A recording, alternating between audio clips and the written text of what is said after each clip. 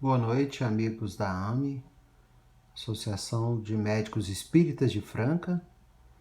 Eu sou Rubens Pereira dos Santos, sou médico infectologista e vamos trocar uma ideia tentando construir uma possível visão espírita das pandemias. Olha, desde que o homem é homem, ele tem sido assolado e perturbado por infecções e epidemias, né? O ser humano sempre teve que lutar muito contra as infecções. Então, o objetivo da nossa troca de ideias hoje é perceber por que isso ocorre e como nós gostaríamos que isso não ocorresse ou que essa situação tivesse o menor impacto possível. A gente gostaria também de refletir um pouquinho sobre a prevenção. Como é que nós podemos prevenir pandemias? Algumas questões são muito básicas, como boa alimentação, saneamento básico e também o uso das vacinas, medicações. Mas e a prevenção psicológica, mental, espiritual? Então nós vamos falar um pouquinho sobre isso, né? O meu objetivo então com vocês é a gente trocar algumas ideias sobre esses aspectos. Bom, nós estamos atualmente enfrentando uma pandemia seríssima, né?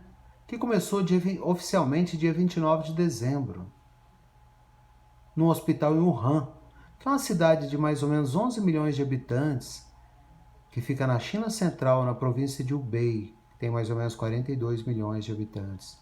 Então, numa cidade quase do tamanho da cidade de São Paulo, eles observaram em dezembro que 4 pacientes haviam sido internados com uma pneumonia especial, diferente, agressiva.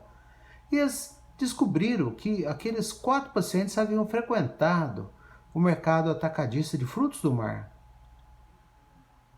E aí eles perceberam que até o final do ano, início de janeiro, mais e mais casos foram surgindo, a maioria frequentadores desse mesmo ambiente. Então, eles comunicaram ao CDC da China, que é o Centro de Controle de Doenças, né? E Wuhan, então, é uma cidade maravilhosa, muito progressista, conhecido como a Chicago da China. E rapidamente os conhecimentos foram avançando, né? Então, 31 de dezembro, eles viram que tinha uma pneumonia desconhecida e agressiva. 3 de janeiro já eram 44 pacientes, foram aumentando rapidamente. Muitos, então, estavam vinculados a esse mercado de frutos do mar em Wuhan, na China. 3 de janeiro, o vírus já tinha sido completamente sequenciado. 7 de janeiro, a Organização Mundial de Saúde já denominou que era um vírus novo, o 2019 nCoV, era um novo coronavírus. 11 de janeiro já tinha até o teste, o PCR-RT, que é reação em cadeia de polimerase em tempo real. Em fevereiro, o nome novo já tinha sido dado Covid-19, né? C de coronavírus, V de vírus, D de doença, 19 do ano. Bom, hoje de manhã a gente poderia verificar o número de casos, altíssimo, né? O mundo com 2 milhões e meio de pacientes, né? 170 mil mortes, é um número que vai aumentar rapidamente. O Brasil caminhando para 41 mil doentes, caminhando para 13 mil óbitos. Então, é uma doença gravíssima, né? Que está se esparramando rapidamente, fazendo muitas vítimas. E nós sempre enfrentamos pandemias, né? Uma delas a varíola, muito importante. No livro Renúncia, a gente vê lá a personagem Madalena Villamil, que era a mãe da Alcione, né? Sofrendo a varíola. Um livro maravilhoso, Emmanuel, Psicografia de Chico Xavier. Então nós temos a varíola, a gripe de 1918, né? A gripe espanhola, a peste negra, a malária, a tuberculose, cólera, AIDS, febre amarela, tifo epidêmico, poliomielite e tantas outras infecções, né? E no mundo moderno, nós temos aí o retorno do sarampo, nós temos dengue, zika e chikungunya, temos o vírus ebola, principalmente na África, né? Então sempre enfrentando muitas doenças. A peste negra, por exemplo, em 1300, foi considerada uma das piores de todos os tempos, porque ela matou um quarto da população total. E geralmente acompanhava a guerra, né? Ela afetou bastante a China, a Índia, a Europa, Era uma bactéria, Yersinia pestis, né? Vinculado aí a pulga, ratos. A tuberculose. Ora, nós estamos aproximando de 200 mil mortes do Covid, isso vai aumentar bastante. Mas a tuberculose mata todo ano mais de 1,5 milhões de pessoas. No século XVII, ela foi a peste branca e ela matou 1 em cada 7 pessoas infectadas. Foi terrível e ainda hoje mata bastante, né? Muitas vezes os Estados Unidos reclama da China, por exemplo, onde surgiu esse Covid-19. Mas a gripe de 1918, a gripe espanhola, só chamou espanhola porque a Espanha era neutra e na Primeira Guerra Mundial, e ela ficava chamando atenção, que estava começando uma gripe nova. Então a gripe que começou nos Estados Unidos e não na Espanha, ficou conhecida como gripe espanhola. E ela matou mais de 50 milhões de habitantes, olha que grave. E a gente que tenta estudar o espiritismo, pensa, por que isso acontece no planeta Terra? Será porque somos espíritos de evolução? Será porque ainda somos um planeta de prova e expiação? Né? Será que é porque ainda predomina o egoísmo em relação ao amor no planeta Terra? Então, ora, se a gente for pegar a Revista Espírita, 1866, já naquela época, né, 150 anos atrás, falava, olha, os tempos estão chegados. Infelizmente, por desconhecer a voz de Deus, a maioria persistirá em sua cegueira, e sua resistência marcará o fim do seu reino por lutas terríveis. Em seu desvario, eles próprios cavarão a sua ruína. Então, muitas vezes, o que nós estamos atravessando no planeta Terra fomos nós mesmos que provocamos, né? Na Revista Espírita de julho de 1867, o Allan Kardec descreve uma terrível epidemia que já devastava há 2 anos a Ilha Maurício, né? A antiga ilha da França, uma ilha muito bonita. E ele fala o seguinte na revista de outubro de 68. Sem dúvida, é apavorante pensar em perigos dessa natureza, mas é preferível, em vez de esperá-los tremendo, preparar-se para enfrentá-los sem medo, seja quais forem os seus resultados. Então, Allan Kardec já percebia que essas epidemias, como a que aconteceu na Ilha Maurício, muitas vezes ativava no coração do ser humano e na mente o medo. Então ele falava, é necessário que combatamos o medo, é necessário que enfrentemos em pé. E hoje nós vamos ver que o medo é algo que está nos afetando muito nessa nova pandemia. Mas Kardec já era atento para essa questão. Muito bem. Para mim, vejo em tudo isso um desses flagelos anunciados que deve retirar do mundo uma parte da geração presente, que tem como finalidade operar uma renovação que se tornou necessária. Olha, a gente sabe que o planeta Terra estará passando de planeta de prova e expiação para planeta de regeneração. E a renovação já está acontecendo faz tempo, né? Ele cita, para mostrar a iniquidade do ser humano, na época dessa epidemia lá das Ilhas Maurício, o quinino era muito utilizado para deter os acessos, um precursor aí da cloroquina, né? Que a gente fala tanto hoje. E para se ter uma noção, ele custava mais ou menos 7 francos a onça. De repente, o quinino foi faltando, e de 7 passou para mais de 700, ou seja, subiu mais de 100 vezes, uma inflação altíssima. Então, é o ser humano ganhando com a desgraça alheia, ganhando com a doença. Aí só os ricos podiam comprar. E eles não tinham a menor pena de ver as pessoas mais pobres naquele sofrimento, sem poder usar a medicação que acreditava-se ser útil. Mesmo outra revista, na Sociedade de Paris, junho de 1867, nós temos lá o médio sonâmbulo, né, o Sr. Morim. E ele falava de novo, aproxima-se a hora marcada, na qual vai começar a se operar a transformação do vosso globo, para fazer gravitar para a perfeição. Muitas vezes vos foi dito que os mais terríveis flagelos dizimariam as populações. Então, mais um flagelo nós estamos enfrentando, né? Por vezes os tsunamis, maremotos, deslizamentos, fome, doenças e essa peste, essa pandemia, né?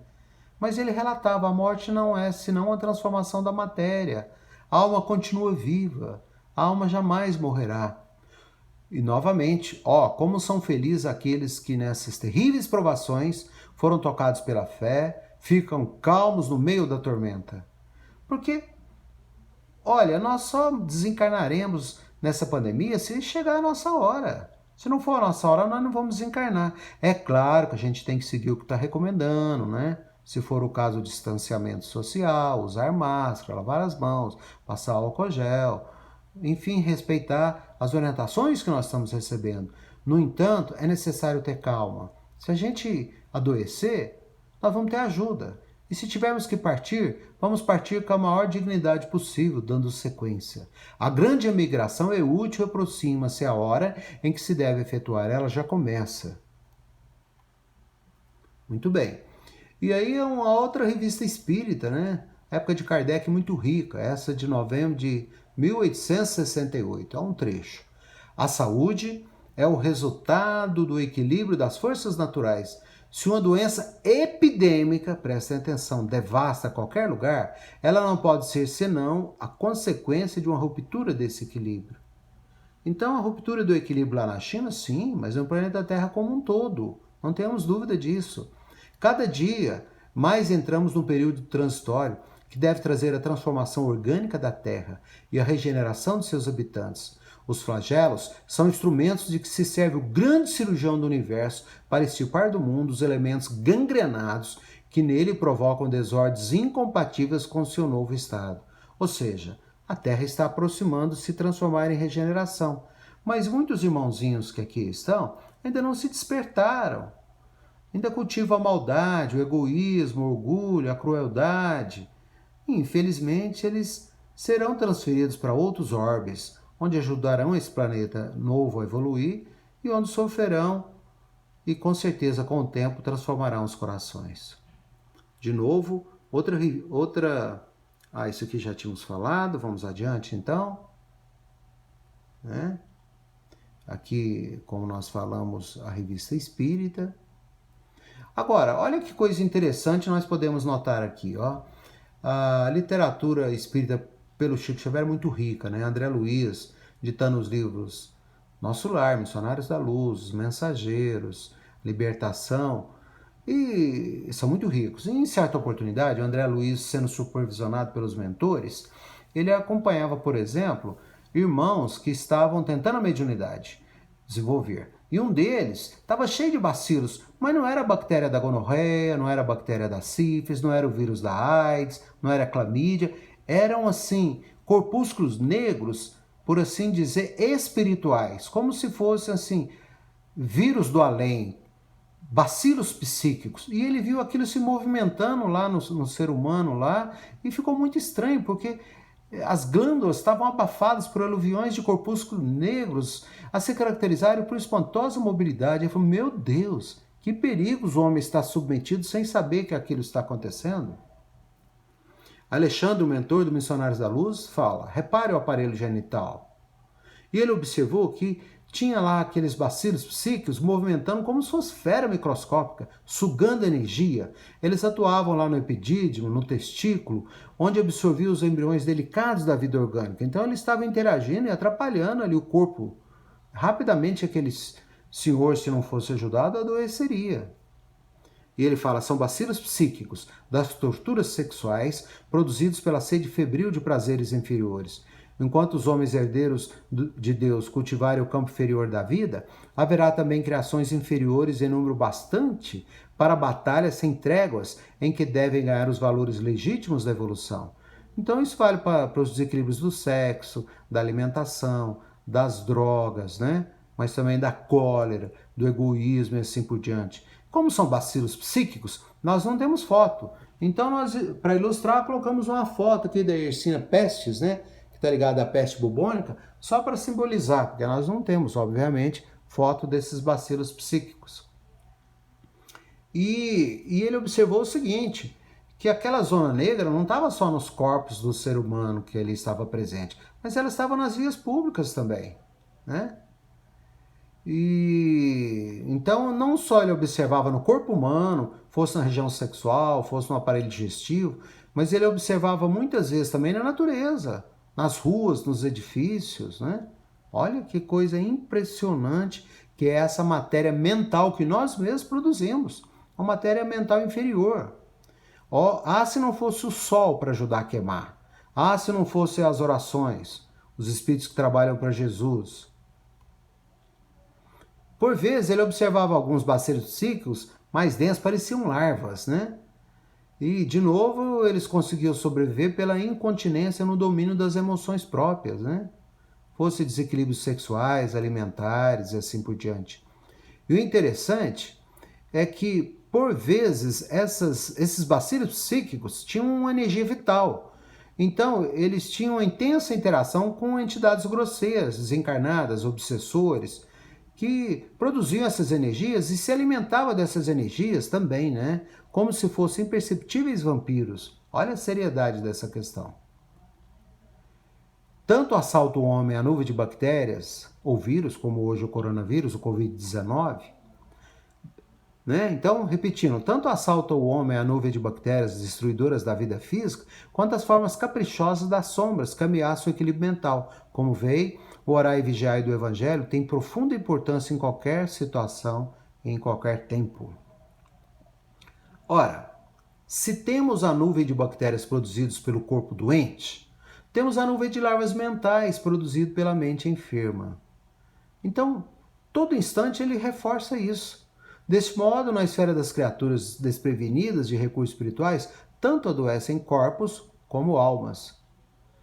E nós sabemos que muitas vezes a alma doente, ela vai interferir no corpo através do sistema imunológico, através do sistema metabólico, endócrino, neurológico, e aí a imunidade vai cair e com uma facilidade bem maior, o ser humano vai adquirir vírus e bactérias que o cercam, elas vão conseguir espaço, vão conseguir invadir o corpo. A imunidade não vai conseguir brecá-las suficientemente. E essa matéria mental, hein? Quanto tempo ela vive? Obreiros da vida eterna falam um pouco disso, porque ela tem vida própria, né? É claro que a oração, o sol, meditação pode ajudar bastante. Quanto tempo vive essa matéria mental negativa? Nós não sabemos, mas o vírus Covid, nós sabemos. New England Journal of Medicine, agora 17 de março, afirmou que o vírus Covid, através das pesquisas, consegue viver até 3 dias. No aço ou no plástico, 72 horas, né? Papelão, 24 horas, cobre 4 horas, poeira aerolizada 40 minutos a 2 horas e meia. Já o H1N1, que é outro vírus, consegue viver até 10 horas.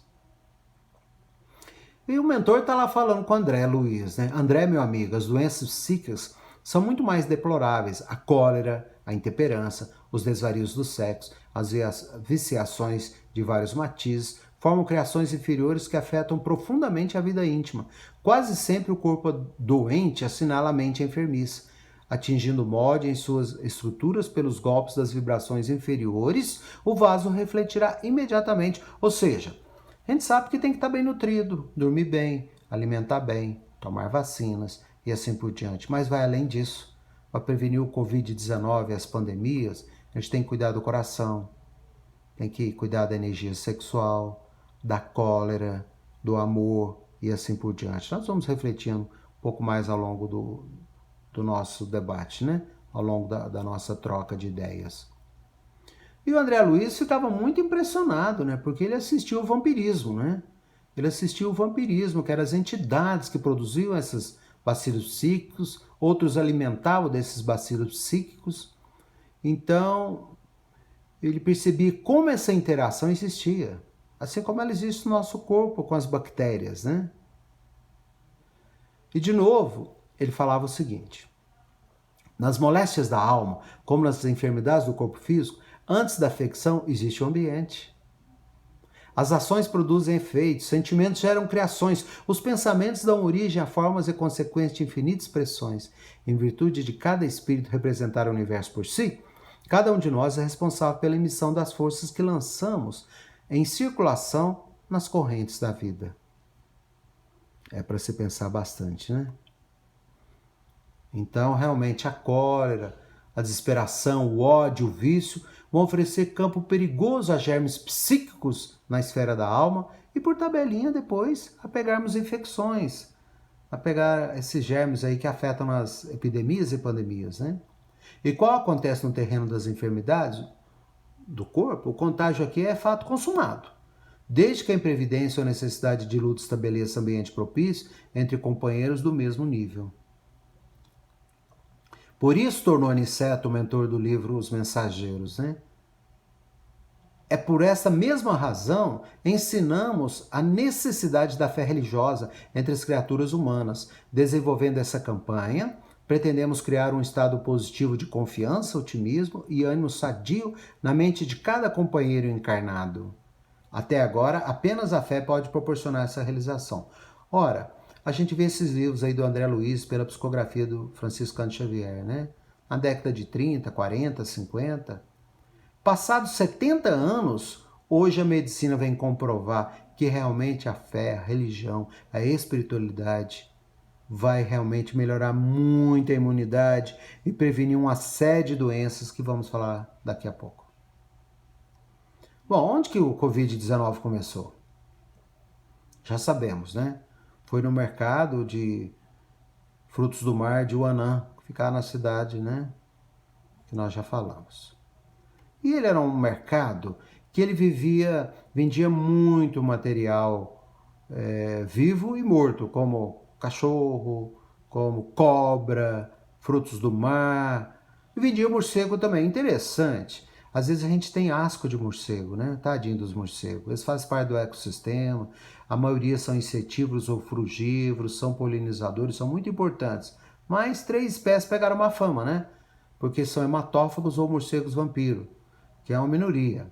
Então, esses morcegos, muitas vezes, eles vão contaminar mamíferos, e alguns mamíferos depois servem de alimento como comida exótica na China, na Ásia, e com isso vão transmitir doenças, né?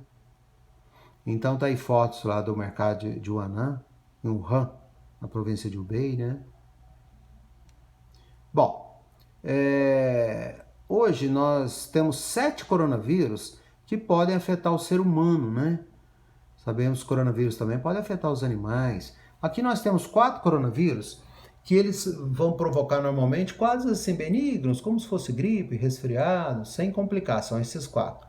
No entanto, outros 3 coronavírus, SARS-CoV em 2002, o MERS-CoV em 2012 e agora em 2019, nós temos esses coronavírus mutantes, né? Eles entraram em mutação e de repente eles provocam quadros gravíssimos, um em 2002, um 10 anos depois em 2012 e o outro, né, 7 anos depois, agora em 2019. E nós não temos ainda, infelizmente, vacina, né? Se observarmos, esse aqui é o gatinho civeta. Por que esse gatinho é importante? Porque em 2002, quer dizer, já tem aí 18 anos, nós percebemos que o morcego contaminou esses gatinhos, o gatinho civeta, né? E ele era consumido como carne exótica. E aí ele passou esse coronavírus mutante para o ser humano, principalmente lá na China, provocando a síndrome respiratória aguda severa, SARS, isso em 2002. Depois, 10 anos depois, olha o morcego de novo. Ele contamina o camelo, e aí o camelo, seja como animal de estimação ou de trabalho, ou seja, a sua carne sendo consumida, ele passou um novo tipo de coronavírus, né, MERS, lá do Oriente Médio, que também foi muito grave. Para se ter uma ideia, a mortalidade chegava em 35%, cada 3 doentes, um falecia. E agora, qual será o animal envolvido? Nós sabemos, esse animal que sair, né? É o pangolim. Então o pangolim parece um tatuzinho, ele também consumido como carne exótica, né? Lá na China, lá na Ásia, Tailândia, né? Aqui um filhotinho de pangolim, né? Então muitas vezes eles são consumidos como carne exótica e contaminados passam o vírus para o ser humano. Como é que é feito esse diagnóstico então hoje do Covid? Já falamos, né? Pode ser através da reação em cadeia de polimerase em tempo real, que é o PCR-TR ou RT, que pode ser feito em vários materiais. Pode ser colhido o suave do nariz e da garganta para pesquisar o vírus, né? Mas também pode ser feito pela urina, pelo sangue, pelas fezes. e pela saliva. Em Uberlândia estão pesquisando pela saliva. E pode ser feito também pelo sangue, para dosar o IgG, o IgM, né, os anticorpos. Então tem várias maneiras da gente fazer esse diagnóstico. Mas e como é que nós vamos fazer o diagnóstico dos bacilos psíquicos? Algum vidente vendo a gente falando, você está com bacilo psíquico? Poderia ser um caminho. Mas a autoavaliação, paz, meditação, buscando oração, humildade, a psicoterapia, observando os nossos sonhos. E a gente vai percebendo se a nossa energia está boa ou não, né? Como é que é o tratamento? Poderíamos falar do tratamento de cada pandemia, mas destacando o Covid, né, que está na onda. Qual seria o tratamento do Covid-19 hoje? É o Remdesivir? É a cloroquina? É o Favipiravir? Azitromicina, heparina? Nitazoxanida? Olha, não sabemos ainda, não tem nada comprovado. O futuro vai mostrar para a gente qual vai ser a droga. E a gente sabe da importância do EPI, né? Equipamento de proteção individual, as máscaras N95, PFF2, Face Shield, né, para proteger a face, lavar bem as mãos, álcool gel, máscaras na rua, distanciamento social. Então esse aí é o EPI para prevenir do Covid. Mas qual seria o EPI para proteger dos bacilos psíquicos, que muitas vezes vão colaborar para a gente ficar doente? Então, Alexandre Missionários da Luz diz: no futuro a medicina da alma absorverá a medicina do corpo. Somos compelidos a reconhecer que cada filho de Deus deve ser o médico de si mesmo. Então nós estamos sendo convidados a sermos médicos de nós próprios. Olha a importância disso. Mas como é que eu vou ser médico de mim próprio? Ora, nós vamos trocar umas ideias aqui. Não tenha dúvida, prosseguiu o orientador, a oração é o mais eficiente antídoto do vampirismo. A prece não é movimento mecânico dos lábios, é vibração, energia, poder. A criatura que ora, mobilizando as próprias forças, realiza trabalhos de inexprimível significação. Semelhante estado psíquico descortina forças ignoradas, revela a nossa origem divina e coloca-nos em contato com fontes superiores. Então, oração, gente, hoje a medicina está comprovando, ela funciona e protege muito. No livro Libertação, está escrito, afinal, como diria o próprio André Luiz no Libertação, o pensamento é sem dúvida a força criadora de nossa própria alma e por isso mesmo é a continuação de nós mesmos. Através dele, atuamos no meio em que vivemos e agimos, estabelecendo o padrão de nossa influência no bem ou no mal. Ou seja, com o pensamento nós podemos ter matéria mental inferior, criar bacilos psíquicos. Mas o pensamento positivo, a fé, a oração, nós podemos também gerar o bem, nós podemos gerar luz, saúde, equilíbrio, paz, harmonia. Tenhamos confiança que realmente nós podemos chegar nesse ponto. E nós somos convidados a sermos médicos de nós próprios. Muito bem. Nesse círculo de permuta incessante, os raios divinos, expedidos pela oração santificadora, convertem-se em fatores adiantados de cooperação eficiente e definitiva na cura do corpo, na renovação da alma e iluminação da consciência. Toda prece elevada é manancial de magnetismo criador e vivificante, e toda criatura que cultiva oração, como o devido equilíbrio do sentimento, transforma-se gradativamente em foco irradiante de energias de divindade. Olha o poder da prece. A prece, por assim dizer, trabalha focos de energia divina. Nessa hora nós somos deuses. Olha o que Mahatma Gandhi falou. As enfermidades são resultado não só dos nossos atos, mas também dos nossos pensamentos. Então muitos concordam com esse conhecimento, né, do pensamento, dos atos. E o Mahatma Gandhi falava também. A felicidade é quando o que pensas, o que dizes e o que fazes estão em harmonia. Ou seja, quando a gente conseguir parear o que a gente pensa, o que a gente fala e o que a gente faz, nossa, aí o equilíbrio vai atuar em nós vamos ter muito mais saúde mental. Mas será que a prece, a oração, será que isso funciona mesmo, o pensamento? Tem vários trabalhos científicos mostrando o papel da prece, né? Inclusive trabalhos científicos comparando a prece à distância. Isso é famoso em UTI, em crianças com câncer, e muitas vezes estudos duplo cego, ou seja, quem está recebendo prece não sabe que está recebendo prece. E os grupos são pareados. E os enfermeiros médicos da UTI também não sabem o grupo que está recebendo prece e o que não está recebendo prece. E quando eles comparam, o resultado é assustador. Então hoje a literatura ela não é muito divulgada porque o lobby da indústria farmacêutica não tem interesse. Ele quer que passe remédio, não quer que passe prece. Finalmente, a Sociedade Brasileira de Cardiologia ela capitulou. Por exemplo, em 2019, o que a gente vê? Nós tivemos em setembro Congresso de Cardiologia. E teve um capítulo que eles lançaram, capítulo 9, ligado à espiritualidade e fatores psicossociais em medicina cardiovascular. Ou seja, hoje, cientificamente falando, as sociedades brasileiras de cardiologia e as outras não estão falando só da importância do sedentarismo, de fazer exercício, de evitar o cigarro, de evitar a obesidade, controlar o colesterol, etc. Mas estão falando do amor, do perdão, da gratidão, da oração, da meditação, na prevenção de doenças. E é claro que esse conceito ele não vai ficar só na medicina cardiovascular, somente em hipertensão. Ele pode ser extrapolado também, com certeza, para a imunidade, para a defesa contra a infecção e das pandemias. Então, esse capítulo, que é muito grande, ele é cheio de referências científicas interessantíssimas que valem a pena ser lidas. Por exemplo, num trabalho, um corte americano, composto predominantemente por cristãos com idade acima de 40 anos e acompanhado por um tempo médio de 8 anos e meio, observou um menor risco de morte entre aqueles que relataram a presença de serviços religiosos pelo menos uma vez por semana, em comparação com nenhuma presença. Então, está comprovado cientificamente por vários artigos, esse é um deles, a importância da frequência numa atividade religiosa. E essa frequência numa atividade religiosa ela vai prevenir, vai diminuir a mortalidade. Nossa! Então isso é muito importante. Você frequentar uma religião, você vai viver mais? Olha que coisa interessante.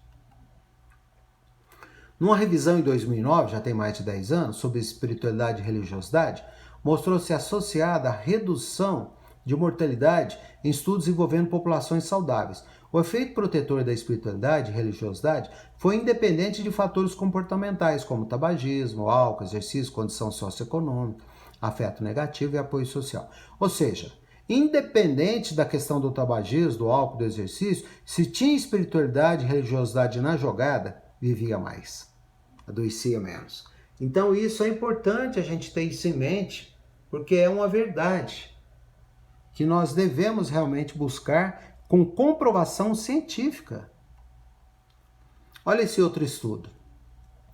Pegando enfermeiras lá nos Estados Unidos, 74 mil enfermeiras acompanhadas por até 8 anos, observou a redução tanto da mortalidade por todas as causas, como também mortalidade por doenças cardiovasculares ou por câncer, em cerca de 30%. Então, menos câncer e menos doença cardiovascular. Né? Quando se comparou com mulheres com pelo menos uma vez por semana de frequência a serviços religiosos. Então, uma única vez por semana em serviços religiosos já fazia muita diferença. Nessa mesma população, a frequência de serviços religiosos foi significativamente associada a menor taxa de suicídio. Então, menos doença cardiovascular, menos câncer, menos suicídio, quando se buscava frequentar uma atividade religiosa ou espiritual, pelo menos uma vez por semana, com um pouco mais de seriedade. Então, trabalhos científicos hoje. Isso a mídia não mostra, ou mostra pouco. No entanto, hoje nós estamos convidados a guardar o isolamento social, ficar em casa, né? E aí? Não vou poder ir mais uma vez por semana na igreja, elas estão fechadas, pelo menos momentaneamente, mas como diz Rumi, né? O poeta religioso árabe, mais ou menos na época de Francisco de Assis, um pouco depois, eu olhei os templos, igrejas e mesquitas, mas eu achei o divino dentro do meu coração. Ou como diz Jesus, entra dentro do aposento, entra dentro do coração. Você não precisa necessariamente estar num templo de pedra. Né? Se não é possível ir na igreja rezar uma vez por semana, encontrar Jesus, buscar a espiritualidade, seja como uma criança, seja humilde, ore na sua casa mesmo. Como diz Jesus, deixai vir as minhas criancinhas, pois a elas pertence o reino dos céus. Busca a sua criança interior, se entregue com muita fé e ore dentro de casa, né? Já que não vai dar para ir esses dias num tempo religioso, não. Pelo menos nessa data que nós estamos 20 de abril. Outra forma de se entender o alcance da espiritualidade religiosa possa ter sobre desfechos clinicamente relevantes, incluindo maior longevidade, está expressa na relação direta com o tamanho dos telômeros dos leucócitos. Olha que coisa fantástica isso, né? Então, uma das medidas para verificar a sobrevivência e longevidade é você medir o tamanho dos telômetros, né? O que seria esse telômetro, então? Seria a extremidade do cromossomo. Esse era isso lá dos glóbulos brancos. É um marcador biológico ligado ao envelhecimento. Então, a gente rezar mais, orar mais, frequentar mais espiritualidade, ou buscar espiritualidade dentro de casa mesmo, você vai envelhecer menos. Então, não precisa mais de fazer cirurgia plástica. Basta rezar e meditar.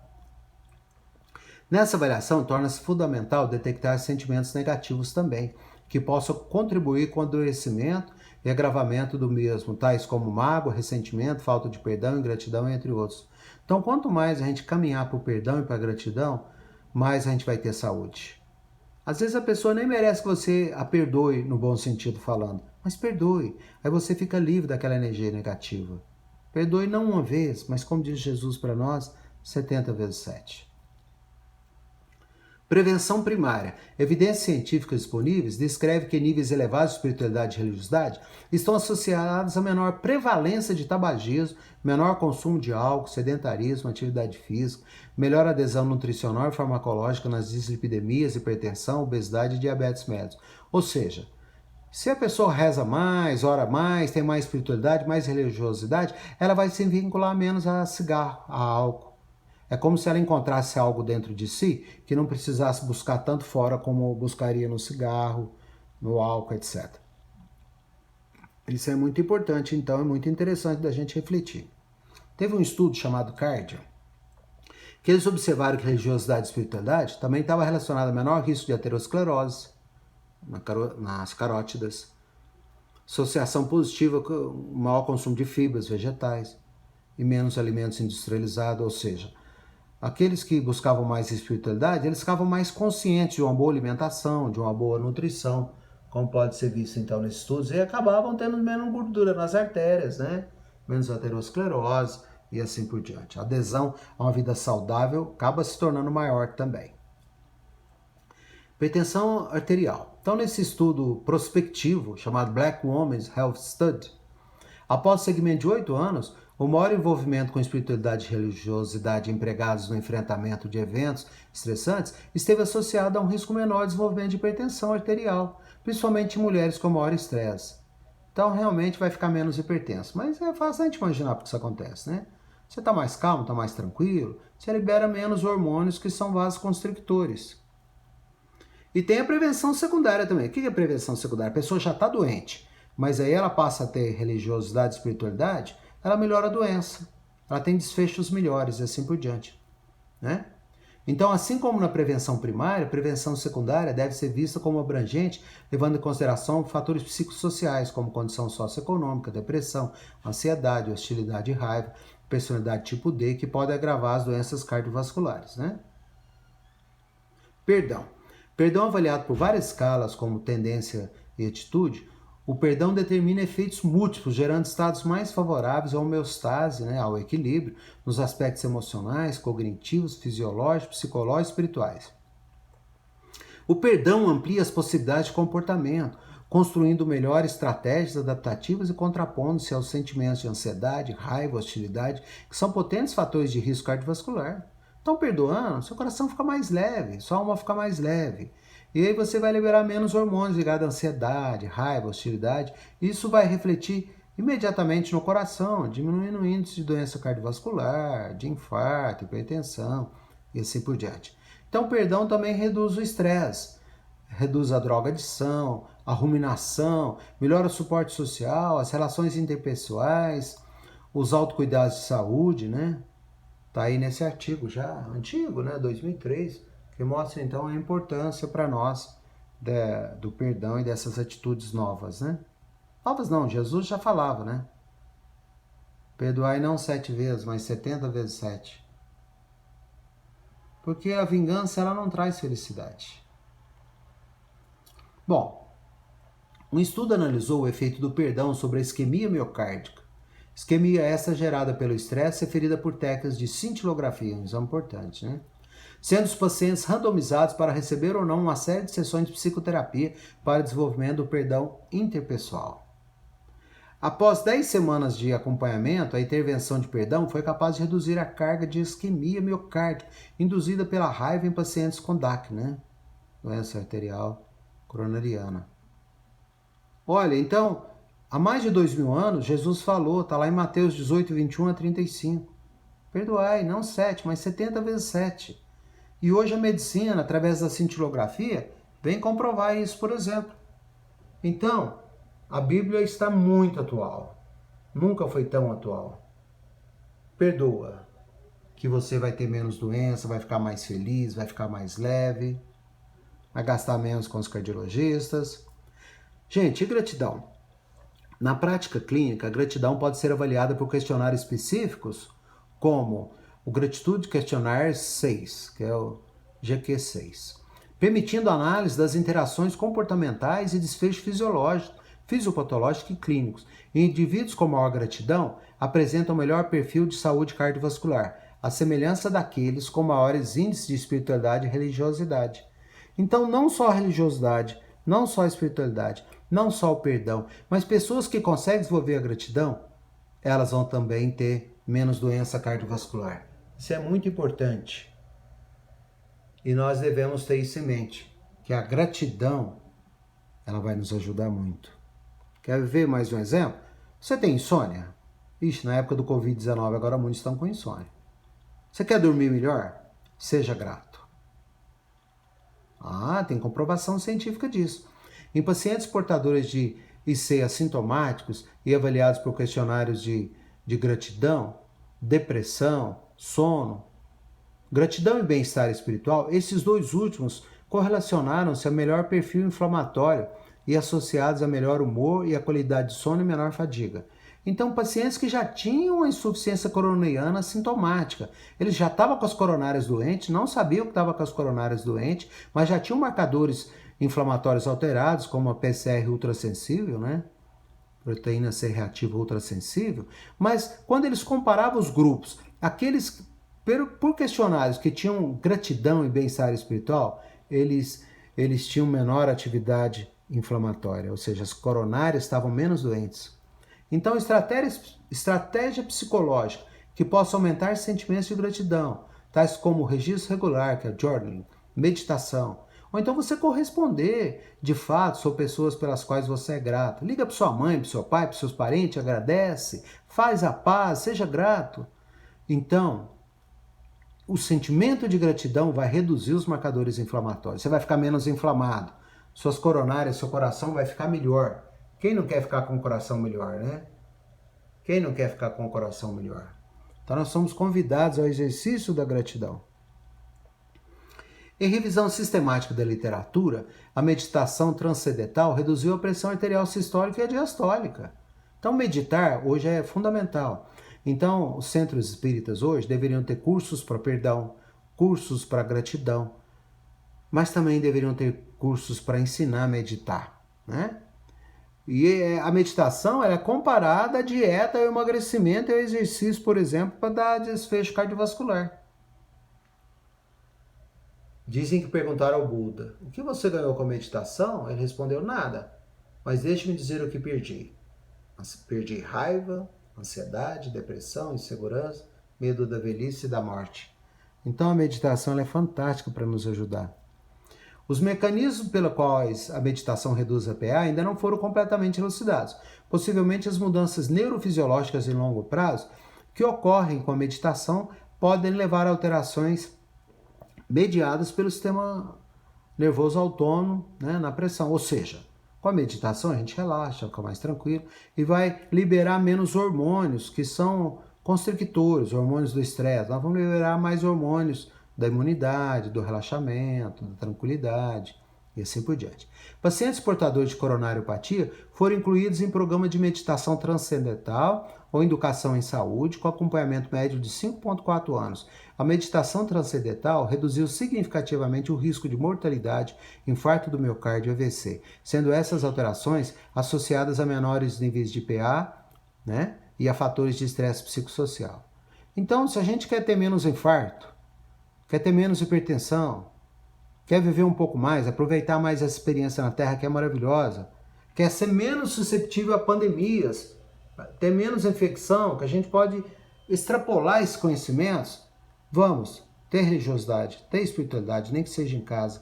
Vamos cultivar o perdão, cultivar a gratidão, cultivar a meditação. Adicionalmente, estudo nacional aleatorizou pacientes com insuficiência coronariana crônica para fazerem meditação ou não, demonstrando redução da noradrenalina sérica e do VE/VCO, SLOP, no teste cardiopulmonar e melhora da qualidade de vida avaliada pelo questionário Minnesota Living with Heart Failure. Então hoje tem questionários e tem trabalhos que, além de verificar marcadores inflamatórios, vão também verificar a noradrenalina, né? E vão descobrir, então, uma das razões pela qual ela pode ajudar a gente a viver mais, a ter menos inflamação, a ter menos excesso de noradrenalina circulante, com vasoconstricção e etc. Em recente estudo da American Heart Association, são revistas várias formas de meditação, destacados efeitos prolongados observados sobre a fisiologia e anatomia cerebral, possivelmente responsáveis por melhor estado fisiológico sistêmico e redução do risco cardiovascular. Tem alguns que acreditam que meditar vai aumentar os dendrites, você vai melhorar o seu cérebro também. Com a meditação, constata-se melhor resposta fisiológica ao estresse, né? Sensação do tabagismo, redução da PA, resistência à insulina, síndrome metabólica, função endotelial, isquemia miocárdica indutível e prevenção primária e secundária da doença cardiovascular.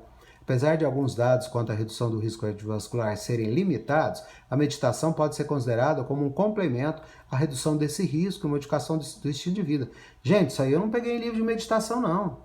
Isso aí que eu estou passando aí para vocês, eu peguei aí da Sociedade Brasileira de Cardiologia, do capítulo que eles têm lá da prevenção de doenças, como nós colocamos lá atrás.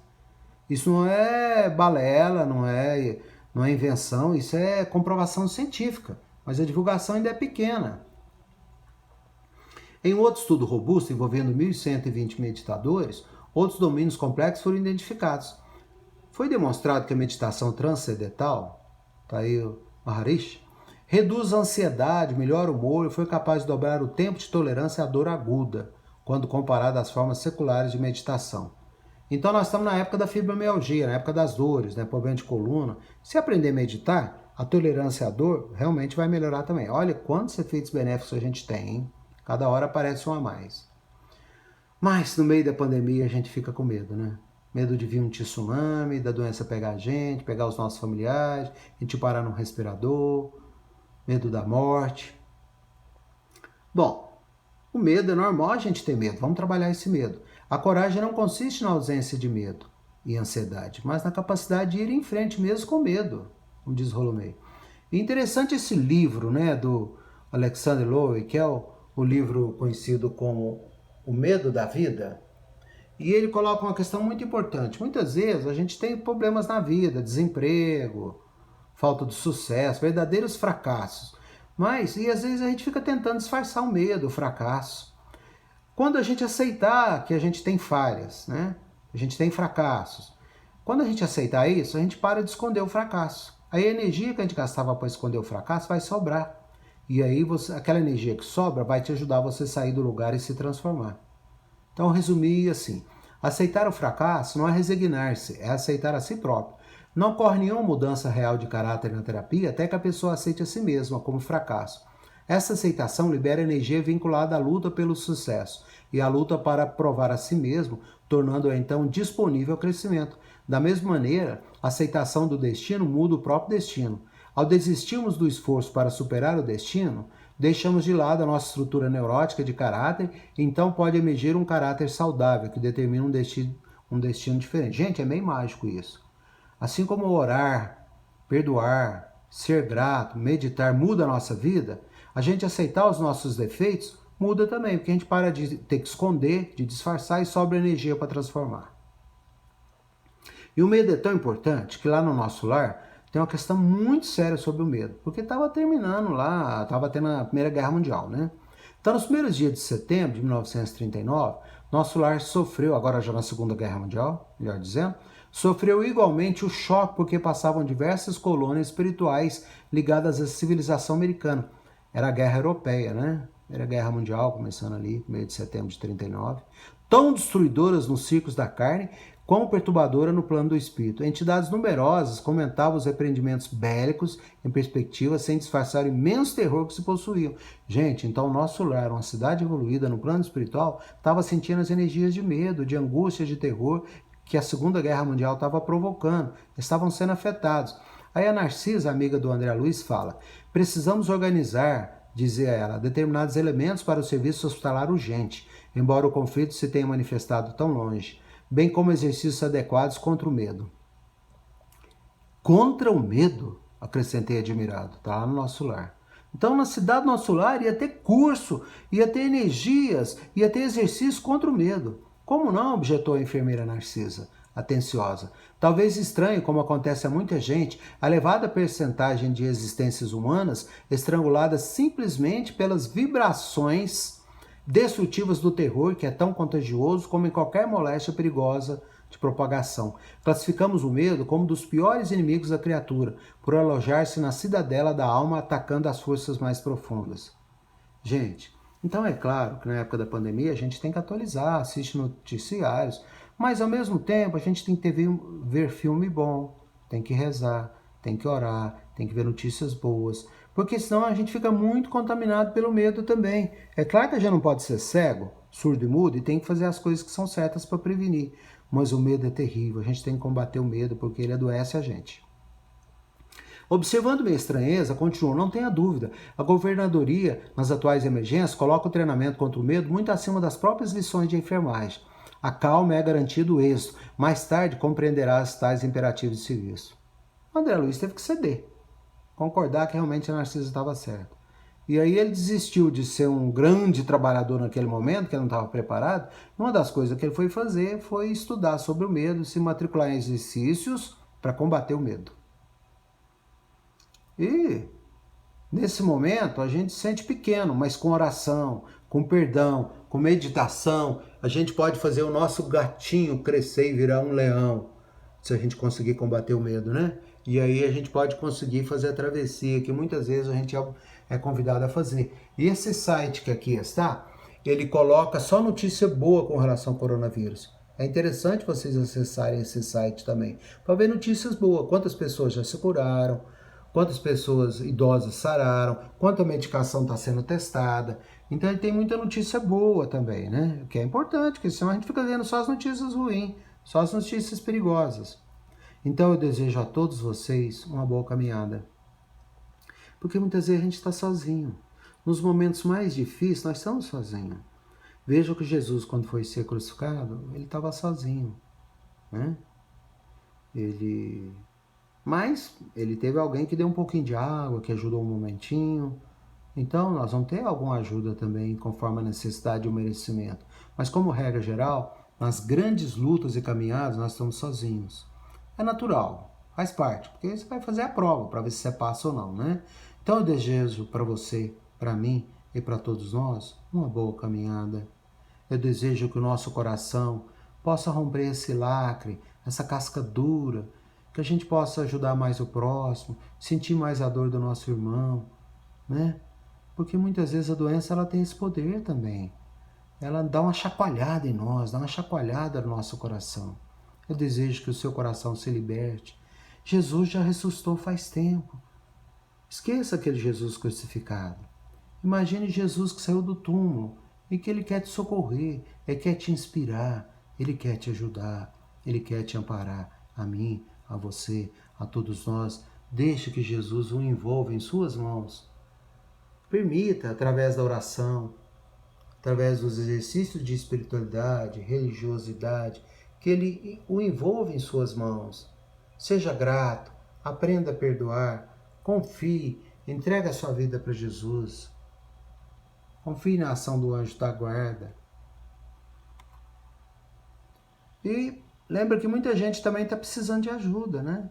Como dizia Madre Teresa de Calcutá, não devemos permitir que alguém saia da nossa presença sem se sentir melhor e mais feliz.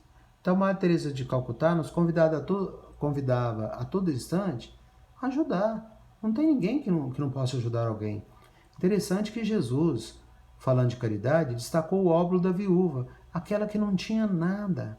Doou a única moeda que tinha e que podia fazer falta para comprar o pão no outro dia, mas com muita confiança ela ajudou o próximo.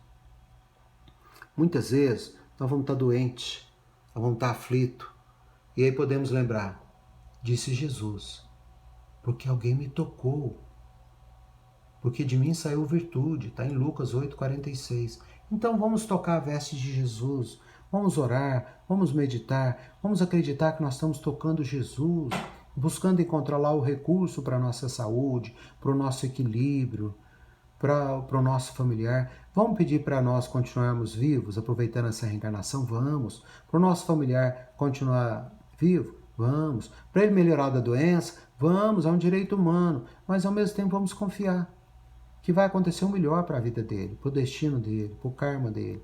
E que se ele tiver que partir, que seja muito assistido na doença, que a alma possa aproveitar ao máximo o aprendizado, e nós também. Eu sei que é muito difícil, mas vamos confiar. Essa irmã que tocou Jesus tinha uma hemorragia que durava anos, né? Santa Verônica ou Santa Berenice, e ela sarou. Então nós podemos alcançar a cura também. Vai depender do merecimento, da fé, da confiança.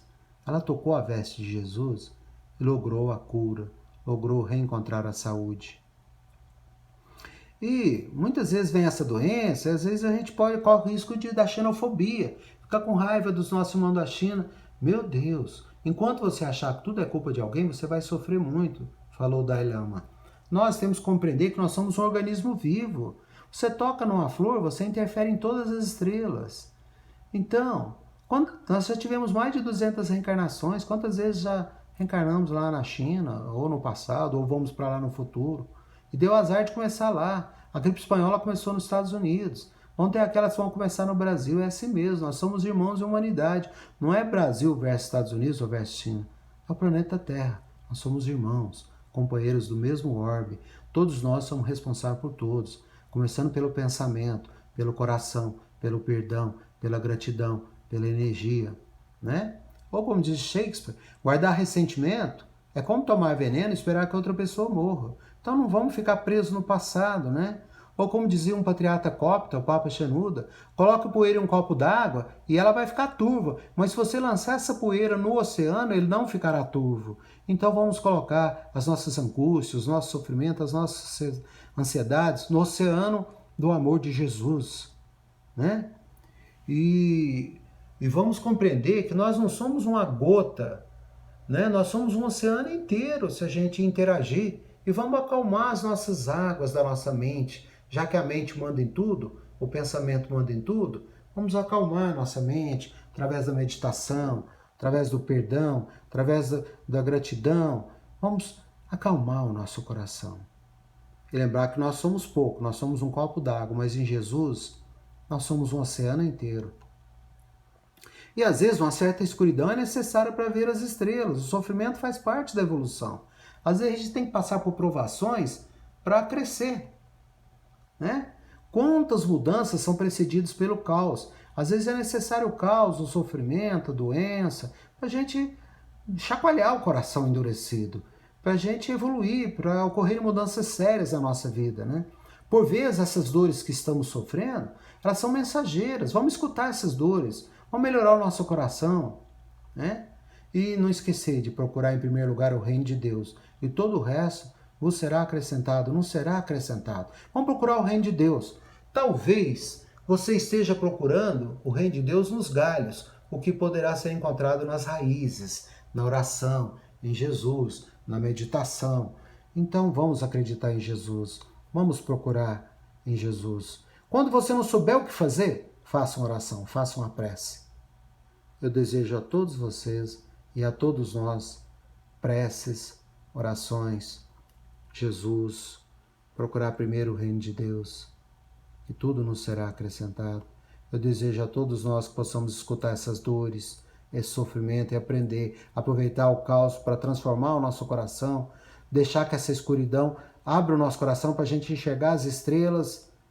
Vamos buscar e nos entregar ao oceano. Ele nos ajudará, Ele nos socorrerá. Que Jesus nos abençoe. hoje, agora e sempre. Que Jesus esteja em nossas preces, que Jesus nos abençoe, nos dê uma boa jornada, com muita calma, com confiança, com esperança, que a nossa imunidade melhore. Para ela melhorar, que melhora junto o nosso coração, graças a Deus.